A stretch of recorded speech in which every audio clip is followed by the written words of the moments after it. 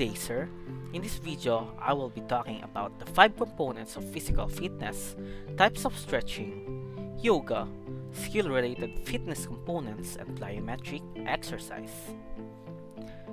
Health-related fitness and skill-related fitness.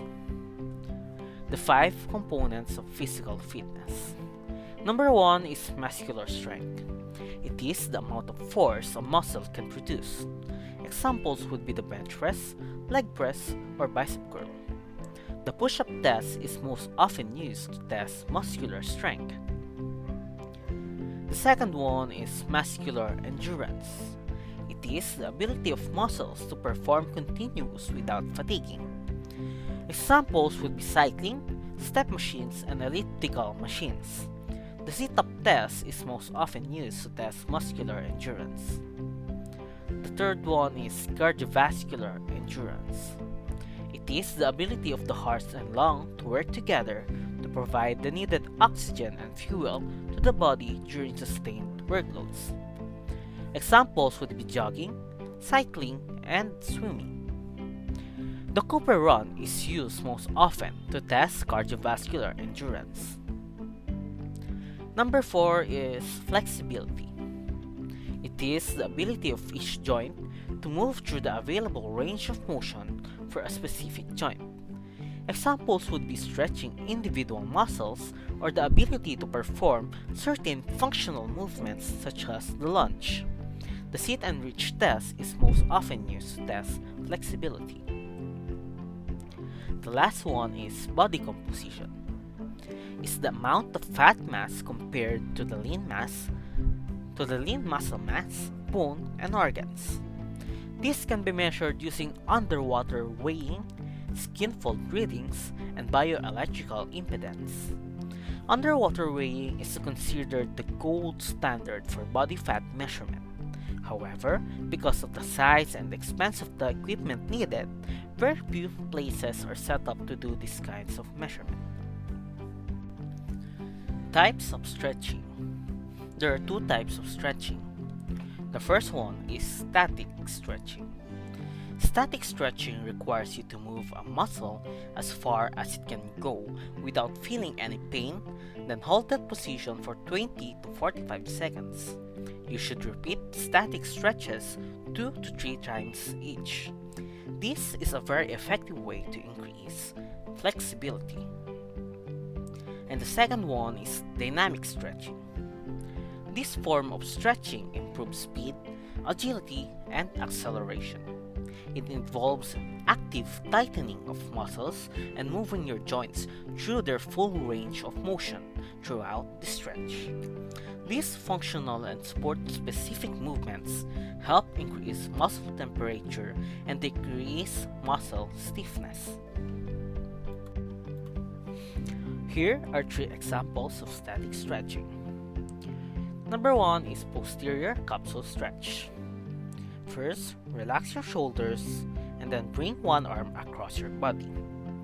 And then hold it with the other arm just above the elbow, pulling gently toward your body.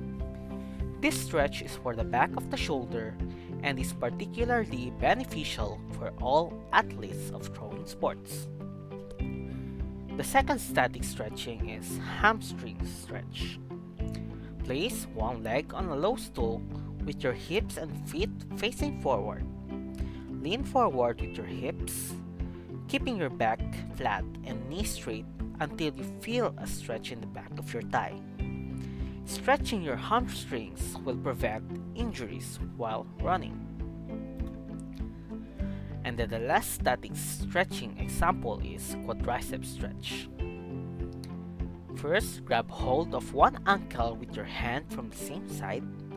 Tighten your stomach muscles to prevent your back from arching. Extend your thigh backward, bend your knee and bring your ankle up toward your butt. Be sure to keep your knee aligned with your hip by keeping your ankle in the same line as your hip, rather than ankled outward or inward toward your body. You should feel this stretch in front of your thigh. This stretch is beneficial to the quadriceps muscle.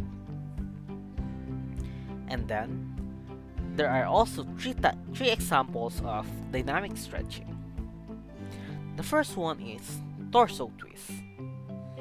Stand with your feet facing forward as wide as your shoulders, and your arms by your side with a 90-degree bend in your elbows. Keep your feet in the same position and in a controlled manner. Twist your torso from one side to the other.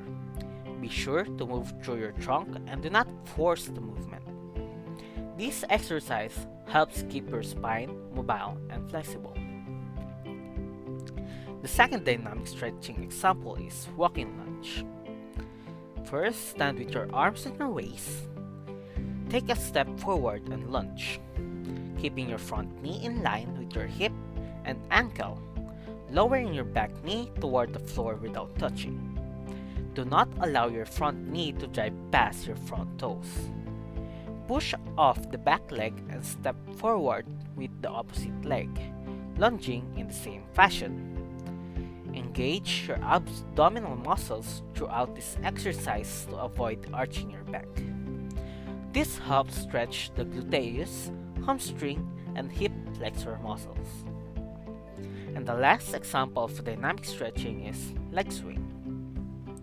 Stand on one leg and in a slow controlled motion, swing the other leg in front of you and behind you through the full range of motion. Make sure to engage your abdominal muscles to prevent your back from arching. This stretch helps prepare hamstring and hip flexors for running. Yoga. What is yoga?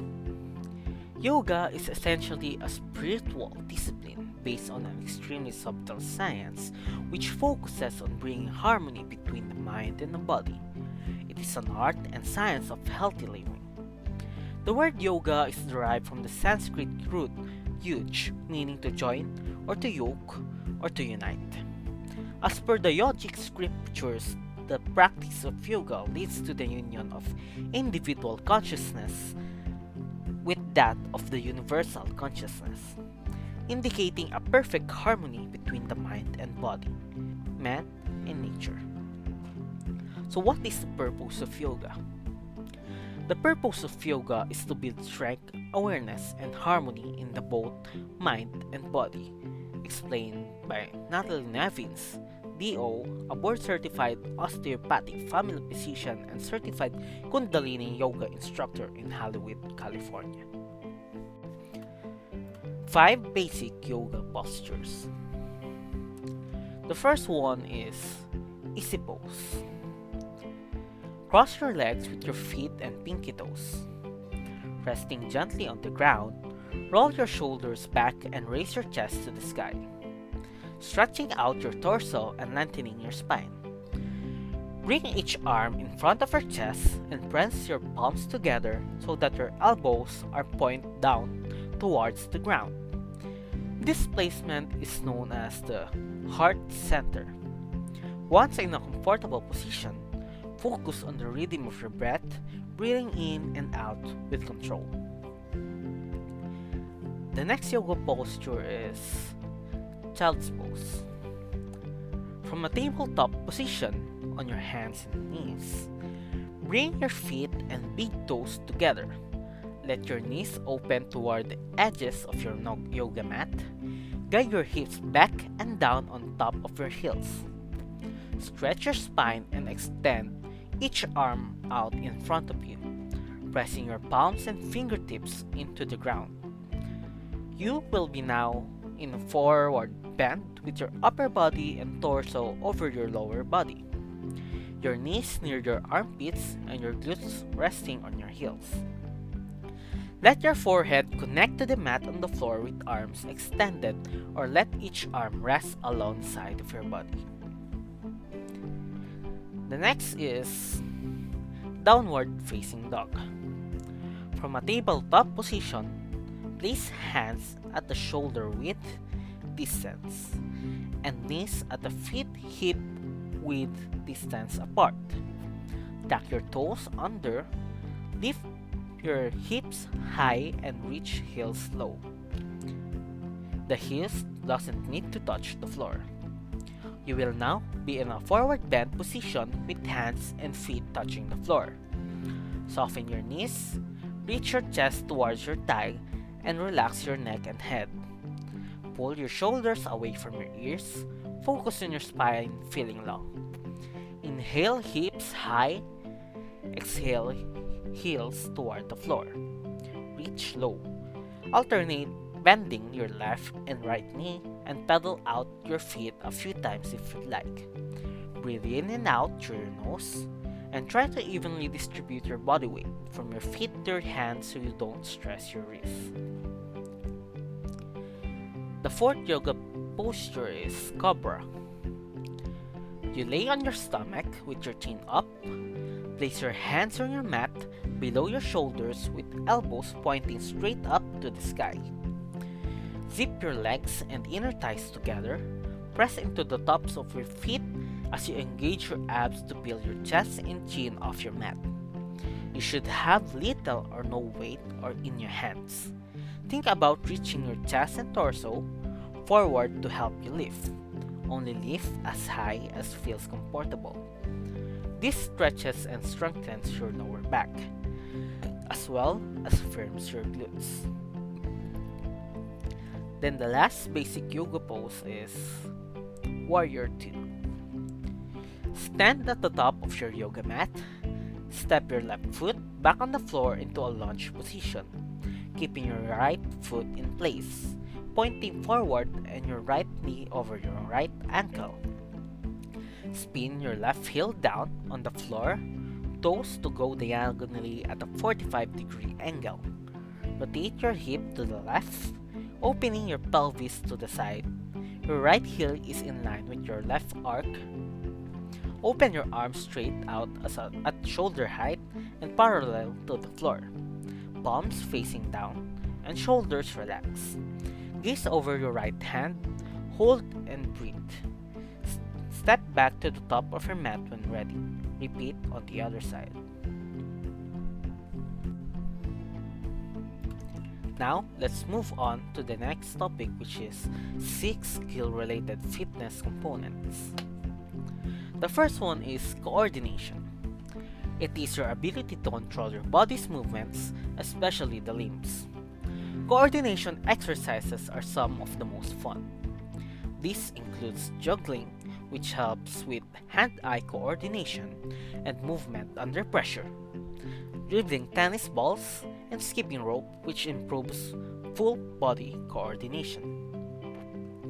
The second one is reaction time. Reaction time is the amount of time it takes your body to respond to an external stimulus. Reaction time is crucial, especially in timed sports events, as well as everyday life emergencies. Running outside is an effective way to improve your reaction time because you'll also have to dodge obstacles or tread uneven ground.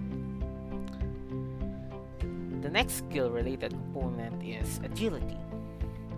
Agility is the ability to quickly and accurately change the direction of movements. While it's not a direct measure of health, it's an essential motor function that helps the body perform health-related fitness activities such as cardio and weight training without incurring injuries. Cone drills, ladder drills, or any exercises that requires you to shuffle your feet and shift your weight can help improve agility.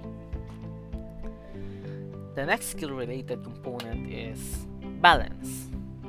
Balance is the ability to maintain balance in stillness and movement. Having good steadiness prevents injuries, enhances your performance during physical activities, and improves cognitive function. Some ways to improve your balance are doing yoga and Tai Chi, strengthening the body's ability to be still, and transitioning slowly and repeatedly. The next skill-related component is power. Power is the ability to apply maximum force as quickly as possible. You can train for the explosive power by doing hip hinge kettlebell sling, which build power in the hip. Squat jumps are also an effective way to build lower body strength and train your legs to store and distribute power through your body. If you can, try box jumps, which use explosive power to carry the body on an elevated platform. Next is speed. Speed is the ability to move through as much space in the shortest time possible. According to the National Institutes of Health Institute of Aging, the benefits of speed training include prevention of injuries, improved endurance, fat burning, and muscle growth. When at the gym, you can improve your speed by doing deadlifts, box jumps, and tire flips, all of which train the body to use maximum power quickly. Plyometric exercise. What exactly is plyometric exercise? Plyometrics, or plyos for short, is a type of exercise that trains muscles to produce power, strength plus speed. Plyometric exercise involves a stretch of the muscles, immediately followed by a contraction of the same muscles, which is why it's sometimes referred as jump training. Here are 3 examples of plyometric exercise. The first one is box jump. Stand about a foot from a box or a sturdy step. On the balls of your feet, with your feet hip width apart, bend your knees to lower into a squat and extend your arms straight behind you. Swing your arms forward and press through both feet to jump up on the top of the box. Land with both feet fully on the box, hip width apart, and knees soft. Stand up, then step down to start another rep. The next one is pop squats. Start with your feet wider than hip width and do a squat by sending your hip backs, bending both knees, and bring your palms together in front of your chest. Keep your core engaged and push through your glutes to stand. As you stand, let your arms fall by your sides and jump to bring back both feet together. Taking a hop in place. Immediately jump the feet apart and sink into a squat again. That's 1 rep. Continue performing reps, hopping once in place between each squats. And then the last example for plyometric exercise is hops. Hops are basic plyometric ladder drills. To do this, lay the ladder out and stand at one end with your feet together. Slowly descend into a slight squat and then hop down the length of the ladder. Once you get to the other end, jog back to the other side and repeat. When you are just starting out, hop 1 space at a time, and as you adapt, aim for 2. The idea with this and all plyometric exercises is to spend as little time as possible on the floor with each movement. That is all. Thank you.